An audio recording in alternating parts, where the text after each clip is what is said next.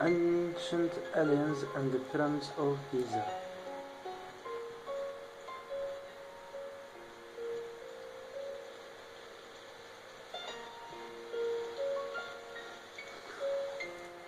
I watch Ancient Aliens more than I care to admit, but I found it interesting that I had recently seen an episode on the pyramids of Giza right before we watched the movie in class. Above is a bird's eye view of the pyramids with a picture of Orion's belt transposed on top. Clearly, it is evident that the three stars in the middle of the Orion constellation diagonally, but with one star deviating, and three pyramids, also with one deviating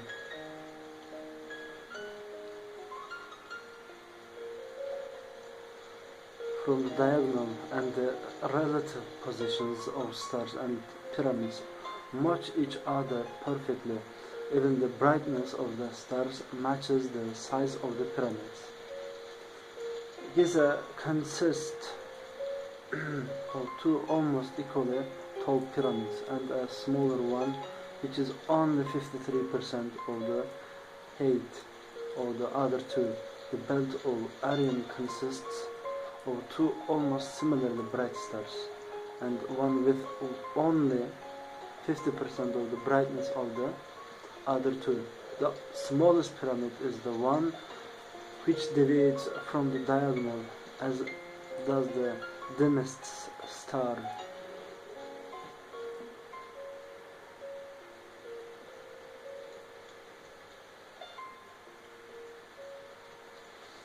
Aside from Orion, the Great Pyramid is also lined up almost perfectly with the magnetic North Pole.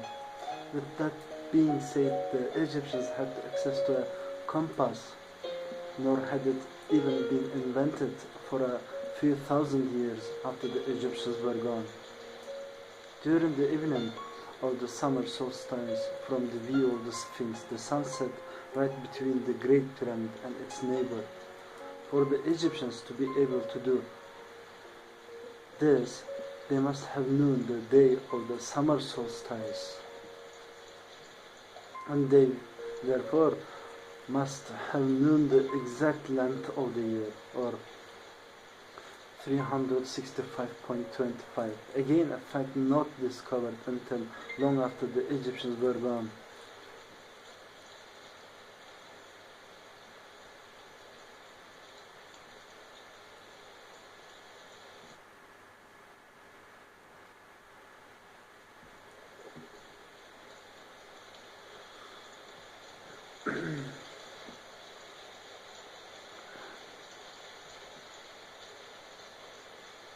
It is also quite strange the pyramids of Giza are still in almost perfect condition, while the other pyramids, which were supposedly built about 500 years later, all have subpar masonry and are crumbling down. An example of this is the famous Bend Pyramid, which started out with the sides being built at one angle. They suddenly shift in the middle to a shallower angle. This is because the angle at which it was started was much too steep for it to stand when finished. A more obvious and unexplainable feat of these pyramids is the fact that each stone was around 2 tons. So how were the Egyptians able to build these pyramids? The wheel wasn't invented until later on. With all of this being said, it is important to keep in mind that the Egyptians had no knowledge of mathematics or geometry, both of which would be strong explanations for how they could have been built. I'm not saying that I necessarily believe that aliens had a hand in building the pyramids, nor do I really believe in ancient astronaut theory, but they make a strong case.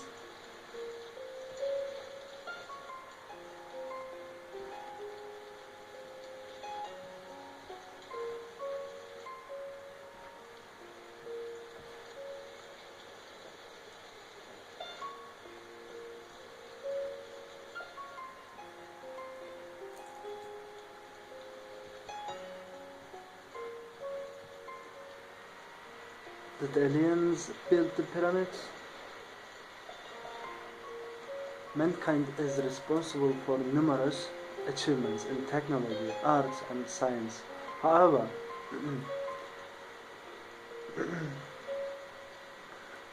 how much can this attributed solely to the human mind, or is there another reason man has achieved such incredible feats throughout history?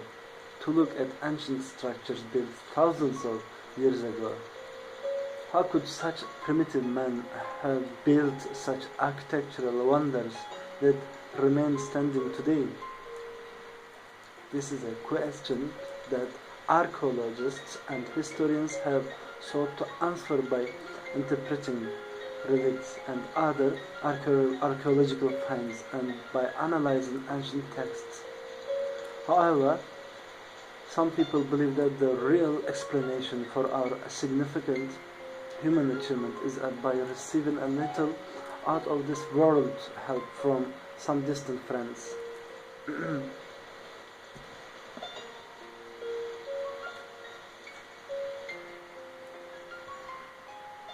A very famous Swiss author, Erich von Däniken, is partly responsible for bringing the theory of the ancient astronauts, sometimes also called ancient aliens, to the mass consciousness.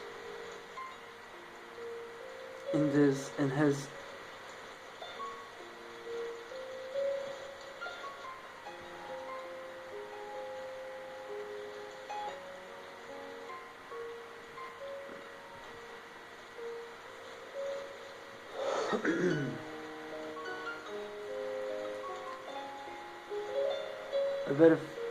a very famous Swiss author, Erich von Däniken, is partly responsible for bringing the theory of the ancient astronauts, sometimes also called ancient aliens, to the mass consciousness. In his 1968 book, Chariots of the Gods, von Däniken suggested that thousands of years ago, life from another planet visited Earth and gave us the knowledge to advance as a civilization.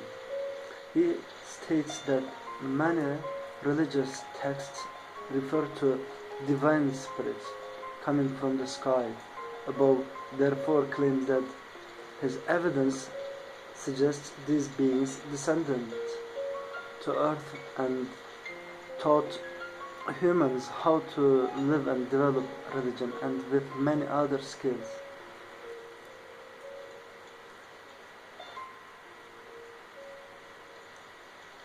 Von Daniken's book became a bestseller, and subsequently he's published many other titles along the same vein. Von Daniken was later discovered to have conveniently produced evidence of ancient pottery with UFO-style artwork, which turns out to be untrue and was instead purposefully produced to support his claims. Von Daniken's claims are not a completely unique concept. Another author, Zechariah Sitchin, famous for his idea of Nibiru, a mysterious 12th planet lurking in the solar system, writes that natives, advanced human-like creatures from this planet arrived on Earth to mine gold many hundreds of thousands of years ago. They trained primitive humans to conduct the manual labor required, therefore giving birth to modern man.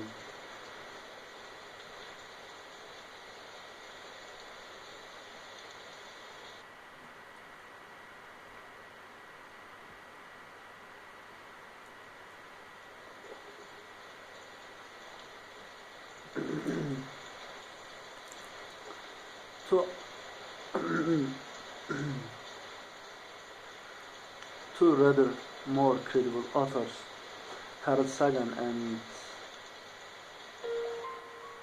Shklovsky, in their 1966 book Intelligent Life in the Universe, dedicated a chapter to the idea that perhaps alien life has visited in the past. However, they do emphasize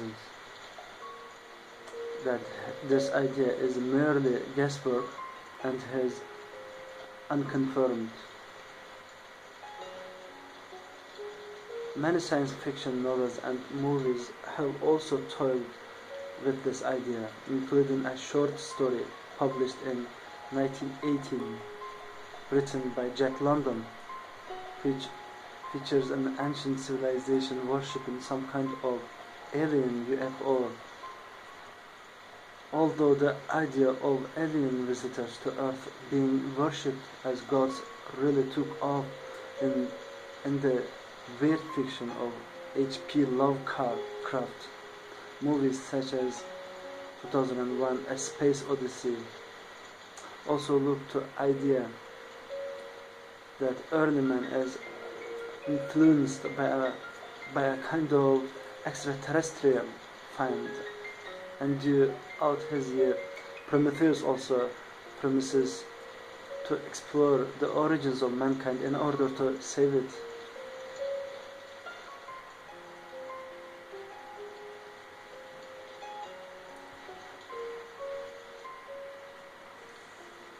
Many ancient astronomers theorists point to architectural masterpieces such as the pyramids of Giza and suggest they would be impossible to build without today's technological know-how. The ancient Egyptian pyramids of Giza are an impressive and spectacular feat. The largest stands almost 139 meters. 456 feet.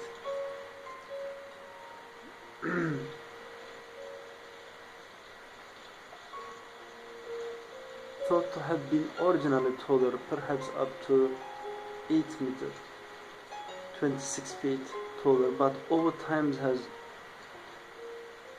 eroded and shrunk. This pyramid was not the first, and also ancient Egypt is not the only country to have large pyramid structures. Pyramids were built as burial sites for ancient pharaohs, and a trial and error approach to build can be witnessed through the numerous different pyramids built. Before the construction of the true pyramid like Giza, Egyptians used structures called mastabas as burial chambers. These were original, long with almost totally vertical wall. They then developed by extra layers added around the base for extra support, in turn becoming a step pyramid. Other structures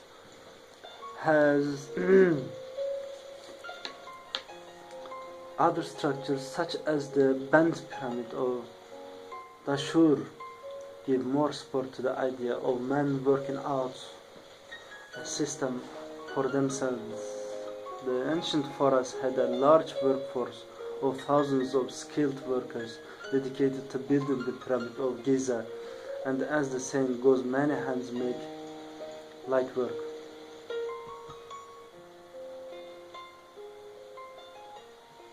Other such statues, such as the Moai heads on Easter Island, thought to date back to 1000, between 1000 and 1200 AD, are supposedly influenced by strange visitors. The Polynesians were the first to arrive at Easter Island many years before the Europeans. Many statues sit near the coast, keeping a watch over the island. This may have been purposeful to ward off invaders. The tallest erected statue stands at 10 meters, 33 feet. The basalt stone would be a hard stone to carve, and ancient astronaut theorists believe a human couldn't have possibly achieved such a feat. However, the large statues don't have lots of little details, which would be difficult with such.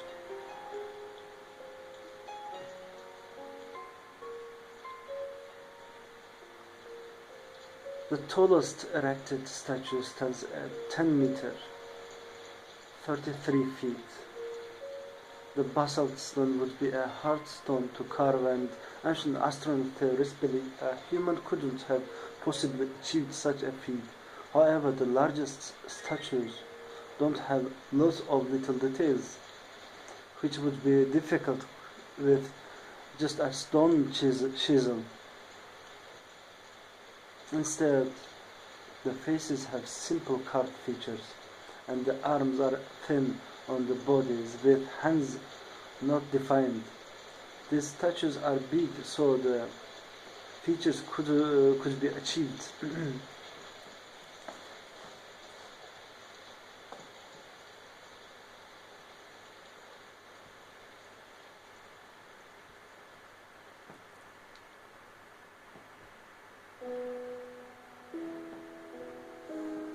Other such statues, such as the Moai has on Easter Island, thought to date back to 1200 AD, are supposedly influenced by strange visitors. The Polynesians were the first to arrive at Easter Island many years before the Europeans. Many statues sit near the coast, keeping a watch over the island. This may have been purposeful to ward off invaders. The tallest erected statue stands at 10 meters, 33 feet. The basalt stone would be a hard stone to carve, and ancient astronaut theorists believe a human couldn't have possibly achieved such a feat. However, the large statues don't have lots of little details, which would be difficult with just a stone chisel. Instead, the faces have simple carved features, and the arms are thin on the bodies with hands not defined. These statues are big, so the features could be achieved. They are solid and heavy, so many questions are pondered as how they became erected, and often onto large plants. However, in 1868, English ship HMS Topaz arrived at Easter Island, and locals moved a 4-ton statue called Hoa Hakanaye, hidden friend, to the beach and floated it by raft to the ship to be brought back as a gift for Queen Victoria. If man is capable of moving the statues a few hundred years ago, then surely this suggests that they were able to before, they say.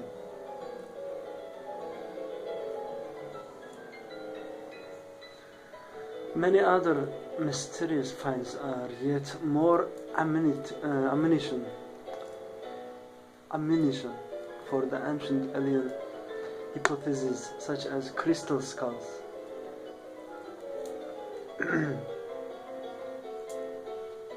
Just as Indiana Jones is fictional, many of the crystal skulls discovered, once analyzed under microscopes, are thought to have been manufactured in the 19th century. Also, many strange statues and images reminiscent in shape of an aeroplane or bird have been discovered, both in sculptures and images. Inscripts from India.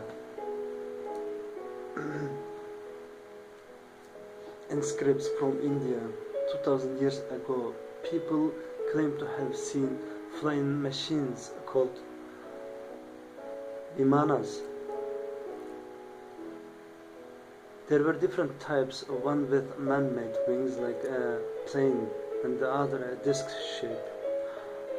must be the aliens, or perhaps just one ancient sci-fi, or perhaps we know this, see these objects with hindsight and try and fit them in something that make more sense to us, such as an aeroplane. Even more ancient carvings, such as the Nazca lines in Peru, have been explained that their creation was to act as a runway for ancient aliens. Giant carvings in the sand show pictures of people, animals, and birds. These carvings in the sand are not very deep, but have remained preserved due to the lack of rainfall. Ancient people drew what they saw and how they lived, and maybe the desert was a perfect blank canvas.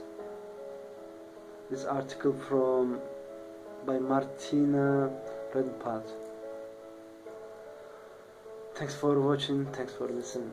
God bless us all.